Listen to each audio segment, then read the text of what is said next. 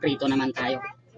Lagi nyo na lang kasing napapanood sa akin na adobo yung niluluto ko. Kaya ngayon, iba naman, magperito naman tayo ng chicken. Inilagay ko nga lang yung ating crispy fry dyan. Tapos nilamutak ko ng nilamutak na parang lumalamutak ng chicken na may crispy fry ha. Baka kung ano-ano iniisip mo. At syempre, nung okay na siya, nagpainit agad tayo ng mantika. Sabay ilalagay na natin yan dito. Di ko na nga pinakita kasi nagtatalsikan yung mantika. Baka matalsikan pa yung screen o camera ng cellphone natin ay masira pa. Wala na tayong vlog sa susunod na araw. Kali kinakat ko nga lang yung video dyan para mapabilis ang luto. Hindi po yan sunog. Yung crispy fry lang po yung ganong kulay. Pero yung loob po nun ay sakto lamang po ang pagkakaluto. Bali pinas forward ko nga lang yung video na yan kasi medyo makakapal sila at matagal maluto kung hihintayin at bibidyohan pa natin. At matapos nga nating maluto lahat ay kumuha na agad tayo ng isang piraso para tikman at titingnan na rin natin kung lutong-luto na ba yung loob. Kung makikita nyo ay puting-puti at napakaganda ng pagkakaluto niya mga idol. Siyempre hindi kompleto ang fried chicken kung walang sausawan, kaya naman ay gumawa na rin ako ng sausawan dito na suka. Meron naman ditong tuyo at kalamansi pero mas trip ko talaga yung suka na may sibuyas at bawang kasi mas bagay siya sa fried chicken mga idol. Thanks God for blessing today. Tara kain po tayo. Salamat.